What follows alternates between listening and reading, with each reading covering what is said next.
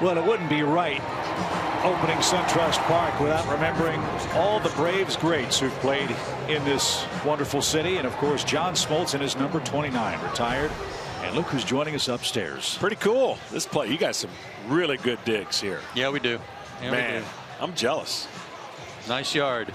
Can always come back. That's true. I'm not sure yet if you want to pitch here. No, that's what I heard. I heard a little bit of the early on when this thing wasn't built. I was with Freddie Freeman, and he was really concerned about the dimensions and it wasn't going to be. I don't know if he had some influence. Well, see, that was what Fred McGriff always said about you guys at Turner Field. True, he was right. They only asked you and Glavine and Maddox. They didn't ask any of the hitters. That's correct. There's no doubt about that. I'm not going to plead the fifth on that one. Hunter Renfroe's going to lead off. He's the Padres right fielder, kid out of Mississippi State. And Julio's first is hammered down the left field line, foul. Strike one. You're a hard-working man. Well, we see you all over the place. It's been a rough stretch. I'm not going to lie. It's been the WBC can do that to you. You know, you get started before you get started, and but I'm always intrigued about the first 10 days of any season. People jumping off the wagon and people jumping on, all real quick, but. You know what I also noticed about this place? I don't have to ever worry about showing up on YouTube with a foul ball in the booth. No, you don't. You're safe here. It ain't making it up here. No chance. No chance. As Julio's ready with an 0-2 pitch for Renfroe.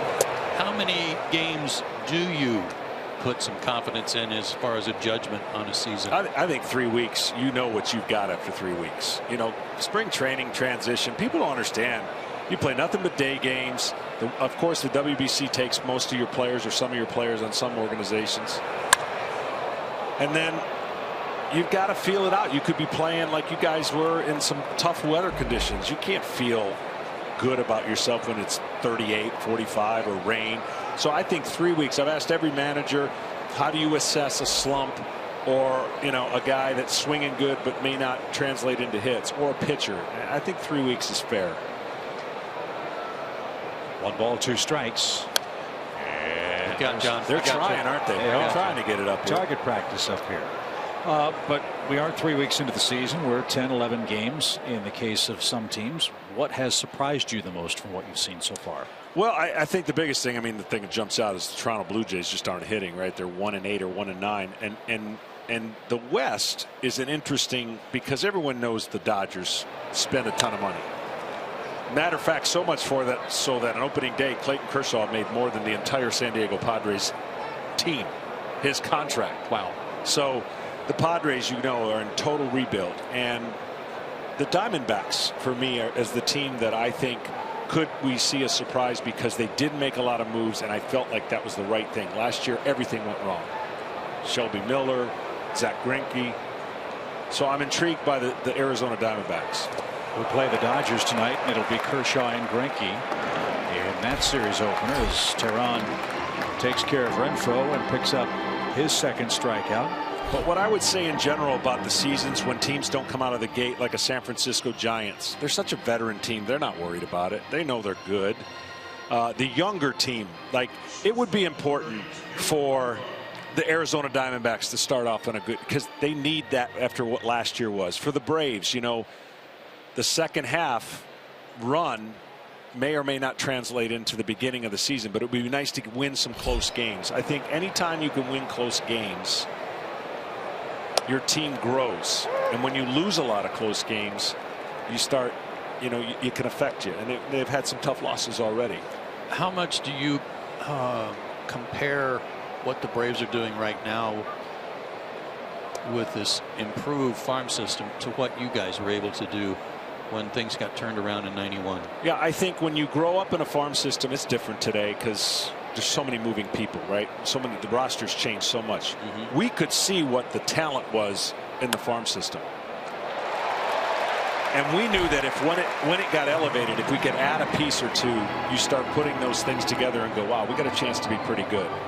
And I think the one thing that the Braves are probably trying to get back to is a pitching staff that gives you a chance to say, we got a chance to win some games based on our pitching staff. And if they can get to that, I mean, Julio has been unbelievable even in his development curve. But the other guys that came here from other organizations were expected to be better quicker. It's not quite fair and doesn't quite work like that. Well, I don't think they had enough experience last year. Some of those guys were force-fed. You're right. We had to have them. Right. That's not the fault of the organization or the guys that called them up. It's because the Braves had to have some guys pitch. Somebody had to do it. And I would say the asterisk goes to the Dodgers. They're the outlier. They had 607 pitching changes or some crazy number that set a record. And the Braves were third. But you can understand the Braves being third. They were trying to find pitchers, where the Dodgers and their $240 million salary was a lot of injuries, and they had to do it that way. But I'm trying my best to adapt to the way that baseball philosophy exists today, and it's very difficult because I've been in that spot. Do you think there will ever be another 2-11 first half pitcher in the history of our game? Probably not. No chance. And that's exactly what I was in '91. I was able to pitch my way through that, even with the calls of get him to the bullpen or send him down. Today, if you don't get it in your first 3 starts, you're either branded as a reliever or you're sent down, you know, and you're not thought of as a guy that could help you in the future. That, to me, is concerning. And I said that to Bobby today. I said, Bobby, thank you again. Yeah, I was just going to say that you have one guy to really thank for that. Because he's stuck in there. And today it's all about arm velocity, less about pitching.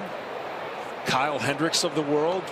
Hang in there, Kyle. It's your hope for a lot of guys in college baseball. I told him that. I said, do you realize that? He looked at me like I did. I said, do you realize the pressure you're under? He goes, what are you talking about? I said, you're the future Greg Maddoxes of the world. Guys in college are praying that you hang in there and you do your thing, and what a treat to watch him pitch. How fun was the World Series? It was unbelievable. You know, having gone through as many as we did and having it play out the way it did, and thankfully for me personally, a lot of veteran guys were in position that you could kind of predict or talk about what they're going through. Well, you did a good job. You did a great job. John, thanks for visiting with us. Thanks, guys. So awesome that you broke in Tom Glavine's headset for us. How about that?